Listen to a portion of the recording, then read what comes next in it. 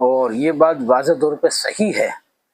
کہ عہد کو توڑنے سے مراد اس قرار کو ترک کرنا ہے جس کا ہم نے وعدہ کیا تھا اور جس کا صحیح ہونا دلائل سے واضح تھا، اسے ہم نے ترک کر دیا، تو وہ ہم نے وعدہ توڑ دیا۔ واضح ہے نیز اس سے مراد رسولوں اور کتابوں کی تکذیب ہے کہ ہم رسولوں کی خلافت کرتے ہیں، انہیں نہیں مانتے اور ان کی کتابوں کو نہیں مانتے، ان کی تکذیب کرتے ہیں، تو یہ اللہ کے اور اللہ کے رسولوں کی گستاخی ہے جس سے ہم بچیں۔ حالانکہ انہیں علم تھا کہ انبیاء جس چیز کو لائے ہیں وہ حق ہے اور بے شک ہے، لیکن پھر بھی انہیں اس سے جلن و حسد کی وجہ سے اس کی برائی کرنا، ان کو ایذائیں دینا، ان رسولوں کو تکلیف دینا، برا بھلا کہنا، گالی گلوچ کرنا، لوگوں کے ساتھ میں انہیں ذلیل کرنا، یہ ان لوگوں کی فطرت تھی۔ جو رسول آتے تھے ان کے امت کے لوگوں کی یہ فطرتیں تھی، طرح طرح کی تکلیف، طرح طرح سے گالی گلوچ، طرح طرح سے حق کی نظر سے دیکھنا، لوگوں کے سامنے ذلیل کرنا، یہ پہلے بھی موجود تھا اور آج کے دور میں بھی موجود ہے۔ جس طرح کے پہلے کے لوگ تھے آج بھی اس طرح کے آج بھی لوگ موجود ہیں، جیسے پہلے کچھ ایماندار تھے تو اب بھی ایماندار ہیں، تو اس طرح کے لوگ آج بھی موجود ہیں۔ مقاتل بن حیان سے بھی اس طرح روایت ہے کہ اور یہ حسن ہے، اور مشری کا بھی اسی طرف ملان ہے۔ وَيَقْطَعُونَ مَا أَمَرَ اللَّهُ بِهِ أَن يُوصَلَ، اس کے بارے میں کہا گیا ہے کہ اس سے مراد صلہ رحمی اور قرابتوں کو ملانا ہے۔ قتادہ نے بھی اس کی یہی تفسیر بیان کی ہے، اور حسب ذیل آیات کریمہ سے اس کی تائید ہوتی ہے۔ کیا تائید ہوتی ہے؟ فَهَلْ عَصَيْتُمْ إِن تَوَلَّيْتُمْ أَن تُفْسِدُوا فِي الْأَرْضِ وَتُقَطِّعُوا أَرْحَامَكُمْ، سورہ محمد ہے انشاءاللہ تعالیٰ، اور آیت نمبر 22 ہے۔ اے منافقو، اللہ تعالیٰ قرآن شریف کو ارشاد فرماتا ہے، اے منافقو، تم سے عجب نہیں کہ اگر تم حاکم ہو جاؤ تو زمین میں خرابی کرنے لگو اور اپنے رشتے کو توڑ ڈالو۔ ابن جریر نے بھی اسی قول کی طرح ترجیح دی ہے، اسی قول کی طرح ترجیح دی ہے۔ اس سلسلے میں یہ بھی کہا گیا ہے کہ یہ کتاب عموم پر مبنی ہے کہ وہ ہر چیز جس کے ملانے اور سر انجام دینے کا اللہ تعالیٰ نے حکم دیا تھا انہوں نے اسے توڑ دیا اور ترک کر دیا، توڑ بھی دیا ہے اور ترک بھی کر دیا ہے، جس نے اللہ تعالیٰ نے جس کے لیے حکم دیا تھا۔ خسران سے کیا مراد ہے؟ تو مقاتل یعنی مقاتل حیان نے جو ہے وہ اولئک هم الخاسرون سے قرآن شریف کے اندر جو ایک آیت ہے اور لفظ ہے اس سے بیان کیا ہے کہ اس کے بارے میں فرمایا کہ اس سے مراد آخرت کا خسارہ ہے، یعنی دنیا داری میں تو بڑے اچھے دکھائی دو گے، پھولو گے، پھلو گے، اور لگے گا کہ ہم بڑے اچھے ہیں، ہم نیک ہیں، اور دیکھو ہم نے اس کے لیے کیا کر دیا، اور اسے ہم نے ذلیل کر دیا، اسے پریشان کر دیا، لیکن یہ دماغ میں غلط فہمی ہے، ایسا نہیں ہے، آپ اس میں خسارے میں، یعنی کہ وہ لوگ وہ نقصان میں ہیں، جو لوگ ذلیل کرتی پریشان کرتی وہ لوگ خسارے میں، کہیں کہ آخرت کے لیے ان کے لیے نقصان ہے۔ یہ ایسے ہے جیسے اللہ تعالیٰ نے فرمایا اولئک لهم اللعنۃ ولهم سوء الدار، سورہ رعد ہے اور آیت نمبر 25 سے، ایسے اوپر لعنت ہے اور ان کے لیے گھر بھی برا ہے، ایسے اوپر لعنت دی اللہ تعالیٰ نے اور گھر بھی برا بتایا ہے۔ ضحاک نے بھی عباس رضی اللہ عنہ سے روایت کیا ہے کہ وہ ہر چیز جسے اللہ تعالیٰ غیر مسلموں کی طرف منسوخ کیا ہے، مثلا خسران وغیرہ، تو ان سے مراد کفر ہے، اور جسے اہل اسلام کی طرف منسوخ کیا ہے تو اس سے مراد گناہ ہے۔ تو یہ بات سامنے آ گئی ہے، اللہ تعالیٰ نے ہر طرح کی چھوٹی بڑی مثال دے دے کے قرآن شریف کے اندر یاد سے فرما دیا، ہر چھوٹی بڑی مثال دے دے کے، اور فرمایا اللہ تعالیٰ نے کیفہ تکفرون باللہ کنتم وکنتم امواتا وفیاکم ثم یمیتکم ثم یحییکم ثم علیہ ترجعون،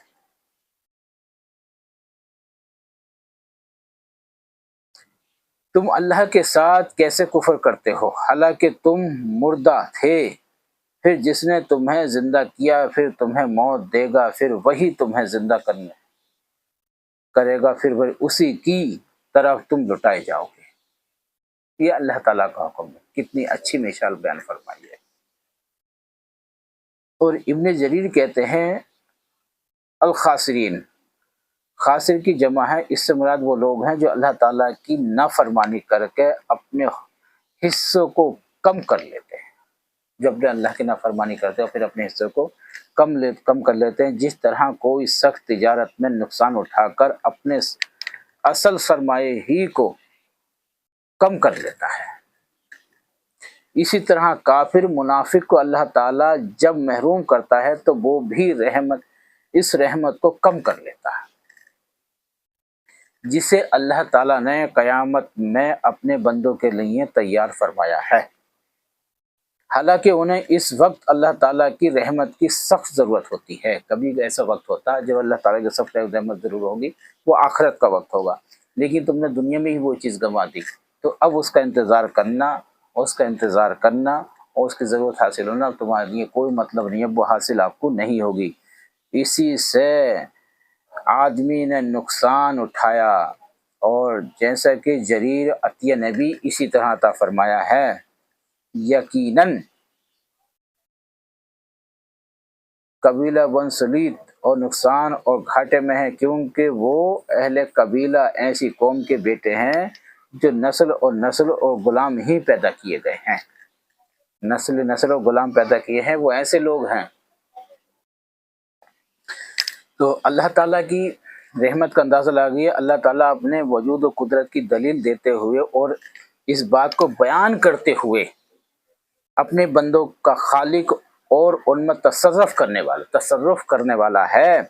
اور ارشاد فرماتا ہے کیف تکفرون باللہ، یعنی تم اللہ کے وجود کا کس طرح انکار کر سکتے ہو، یا تم اس کے ساتھ کسی اور کس طرح عبادت کر سکتے ہو۔ آپ بات سب اللہ تعالیٰ فرماتا تم میری وجود کا کس طرح انکار کر سکتے ہو، اور کیوں کیسے کر سکتے ہو، اور میرے سامنے کسی اور کی عبادت کیسے کر سکتے ہو، ایسا ہو ہی نہیں سکتا، اور ایسا کرنے والا گمراہ ہے۔ وَكُنْتُمْ أَمْوَاتًا فَأَحْيَاكُمْ، حالانکہ تم بے جان تھے تو اس نے تم کو زندگی بخشی، یعنی اس ذات گرامی نے تمہیں عدم سے وجود بخشا، تم کچھ بھی نہ تھے، کسی بھی لائق نہ تھے، نہ جان تھی، نہ بولتے تھے، نہ کچھ تھے، تم دنیا میں ہی نہ تھے، تمہیں جان بخشی، دنیا میں لے کے آیا، جیسے کہ ارشاد باری تعالیٰ ہے ام خلقوا من غیر شیء ام هم الخالقون ام خلق السماوات والارض بل لا یوقنون، کیا یہ کسی کے پیدا کیے بغیر ہی پیدا کیے گئے ہیں؟ ایسا نہیں ہو سکتا، یا خود اپنے آپ کو پیدا کرنے والے ہیں۔ اللہ تعالیٰ فرماتا کتنی بڑی مثال بتاتا کہ ایسے بھی ہو کہ تم خود ہی پیدا کیے گئے ہو، یہ آپ خود پیدا ہو گئے ہو، یہ کسی اور ذات نے پیدا کیا، یا انہیں آسمانوں اور زمینوں کو پیدا کیا ہے؟ کیا انہوں نے کہ تم نے ایسا ہے کہ تم نے زمین کو پیدا کر دیا یا آسمان کو پیدا کر دیا، اپنے آپ کو بڑا اچھا، بڑا اونچا، بڑا حیثیت، بڑی بات والا سمجھتے ہو، اور یہ سوچتے ہو کہ ہم بہت کچھ ہیں؟ کیا ہو تم کہ تم نے زمین پیدا کی کہ آسمان پیدا کیا؟ نہیں، بلکہ یہ یقین ہی نہیں رکھتے اللہ کی ذات پہ۔ اور فرمایا اللہ تعالیٰ نے هل اتى على الانسان حين من الدهر لم يكن شيئا مذكورا، سورہ دہر کی آیت نمبر 1 کہ بے شک انسان پر زمانے میں ایک ایسا وقت بھی گزر چکا ہے، کیسا وقت گزر چکا ہے جبکہ وہ قابل ذکر چیز نہ تھا، کچھ بھی نہ تھا، نہ ذکر کر سکتا تھا، نہ بولتا تھا، کچھ بھی نہ تھا، ایک ایسا وقت بھی گزر چکا ہے، ایک وقت۔ اس مفہوم کی اور بھی بہت سی آیتیں اس طرح کے اللہ تعالیٰ نے قرآن شریف میں بیان فرمائی ہیں۔ ابن جریر نے عطا سے اور انہوں نے اپنے عباس رضی اللہ تعالیٰ عنہ سے روایت کیا ہے کنتم امواتا فاحیاکم، کے معنی یہ ہیں کہ تم مردہ تھے اور اپنے آواز داد کی پشتوں میں تھے، اور تم کچھ نہ تھے، کسی لائق نہ تھے کہ اس نے تمہیں زندگی بخشی پھر تمہیں موت دے گا پھر بعض کے وقت زندہ کرے گا، یہ آیت ایسے ہی ہے جس طرح یہ آیت کریمہ نازل ہوئی تو تو نے ہم کو 2 دفعہ بے جان کیا اور 2 دفعہ جان بخشی اللہ تعالیٰ نے، یہ بے شک حقیقت ہے۔ هو الذی خلق لکم ما فی الارض جمیعا ثم استوی الی السماء فسواہن 7 سماوات وہو بکل شیء علیم۔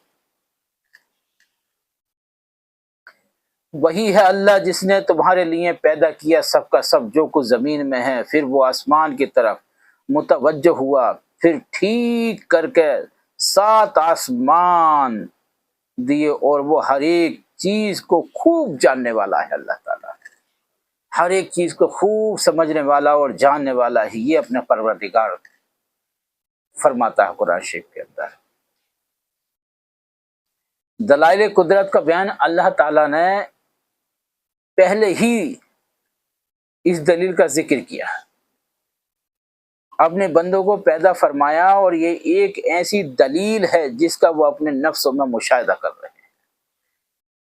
مشاہدہ کا مطلب یہ سوچ رہے ہیں کہ یہ واقعی اللہ ہے، اور ہمیں پیدا کرنے والی کون سی شے ہے، کون سی ذات ہے جس نے ہمیں پیدا کیا ہے۔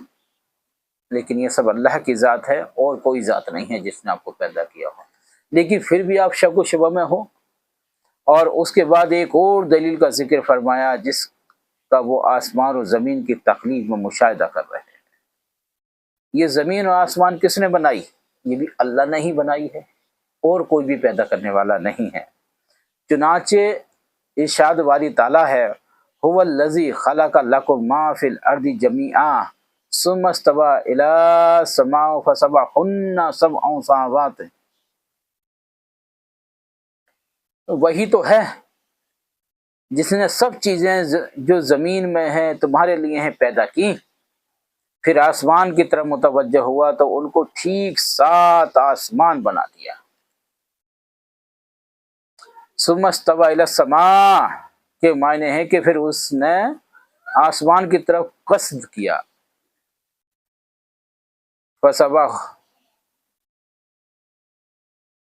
7 یعنی 7 آسمان بنا دیے اللہ تعالیٰ نے۔ آپ اندازہ لگائیے یہ کس کی قدرت ہے، یہ کس کی حکمت ہے جو اتنے آسمان بنائے، 7 آسمان بنائے۔ اس کے طور پر استعمال ہوا ہے کہ اس لیے جمع مؤنث کی ضمیر آتی ہے، اور چنانچہ فرمایا اللہ تعالیٰ فسواہن 7 سماوات کا، پھر ٹھیک کر کے 7 آسمان بنا دیے۔ وہو بکل شیء علیم، یعنی اس کا علم اپنی تمام مخلوق کا احاطہ کیے ہوئے ہے، سب کو جانتا اللہ تعالیٰ، اس کا علم اتنا بڑا ہے، اتنی رحمت والا ہے، وہ اس پوری کائنات کو اپنے گھیرے میں لیو ہے، کوئی اس کی کائنات سے، اس کی زمین سے، اس کے آسمان سے نکل ہی نہیں سکتا۔ جیسے کہ فرمایا الا یعلم من خلق، سورہ ملک کی آیت ہے، آیت نمبر 14، بھلا جس نے پیدا کیا وہ خبر ہے، وہ بے خبر ہے؟ ایسا نہیں ہے۔ تخلیق کا کائنات کی ابتدا اس آیت کریمہ کی تفصیل سورہ حامیم سجدے کی حسب ذیل آیات میں بیان کی گئی ہے۔ تو اللہ تعالیٰ فرماتا ہے، اے نبی آپ کہہ دیجئے کہ تم اس سے انکار کرتے ہو جس نے زمین کو دونوں میں پیدا کیا، اور سرکہ کو اس کے مقاتل بناتے ہو، اور وہی تو سارے جہان کا مالک ہے، اور اسی نے زمین میں اس کے اوپر پہاڑ بنائے، اور اس زمین میں برکت رکھی، اور اس میں سامان معاشیت اور سامان اور مقرر کیا، یہ سب چیزیں مقرر کی کہ یہ کام 4 دن میں ہوا، اور تمام طلبگاروں کے لیے یکساں جواب ہو گیا۔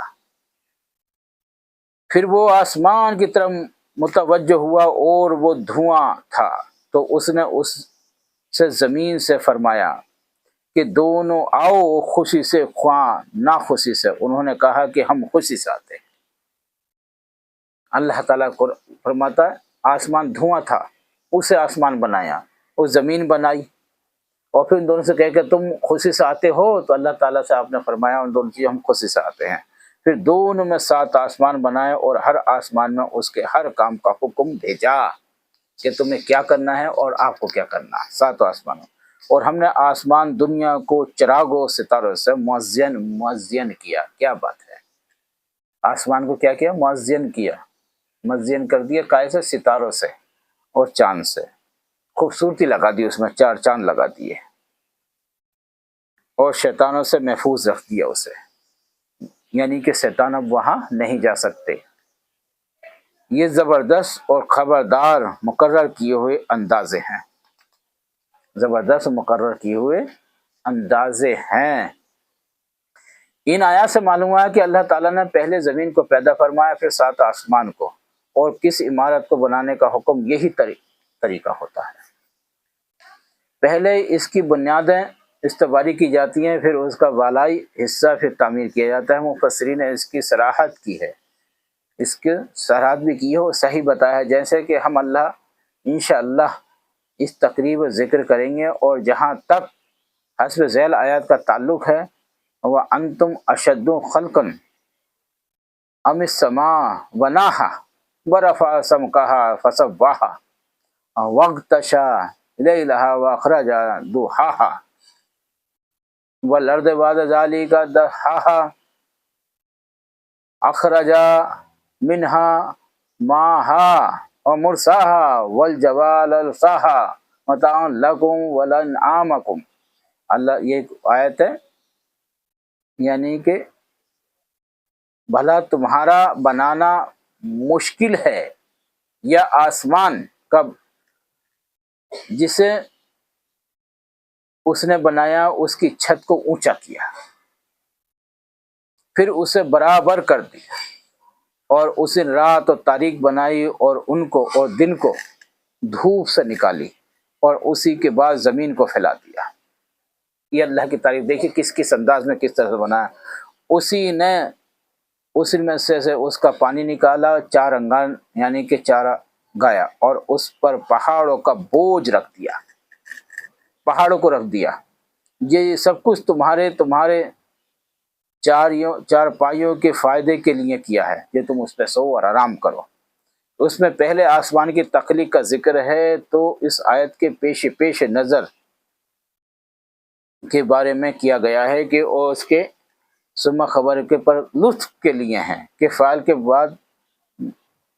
عطف کے لیے ہے۔ اختیار ہے کہ وہ بہتر ہے کہ جسے علم بن ابو طلحہ نے ابن عباس رضی اللہ تعالیٰ عنہ سے روایت کیا ہے کہ قرآن میں ایک جگہ آسمان سے پہلے زمین کی تخلیق کا ذکر ہے، اور دوسری جگہ زمین سے پہلے آسمان کی تخلیق کا۔ تو اس کے معنی یہ ہے کہ اللہ تعالیٰ نے زمین کو ہموار کر کے بچھائے ہوئے، جیسا کہ آسمان کی تخلیق سے قبل زمین کو پیدا فرمایا، پھر آسمان کی تخلیق کے بعد زمین کو ہموار کر کے بچھا دیا۔ پہلے کسے بنایا؟ اللہ تعالیٰ نے زمین کو، پھر آسمان کو، پھر اسے زمین کو بچھا دیا۔ یہ تعریف اور یہ طریقہ اللہ تعالیٰ کا بنانے کا ہے، اور انشاءاللہ تعالیٰ اسی طرح اسی موضوع پہ اور اچھے سے اچھے دلائل کے ساتھ میں، اچھے سے اچھے بیان کے ساتھ میں ہم آپ کے سامنے انشاءاللہ پھر حاضر ہوتے ہیں۔ لیکن یاد رکھنا، ہماری ویڈیوز کو زیادہ سے زیادہ فالو کرتے رہو، سبسکرائب کرتے رہو، لائک کرتے جاؤ، اور برابر دیکھتے جاؤ، بالکل کٹ نہ کرو انشاءاللہ، برابر دیکھو، اور اپنے گروپوں میں بھی شیئر کرو، اور انشاءاللہ تعالی ہم پھر آپ کے سامنے حاضر ہوتے ہیں انشاءاللہ تعالی۔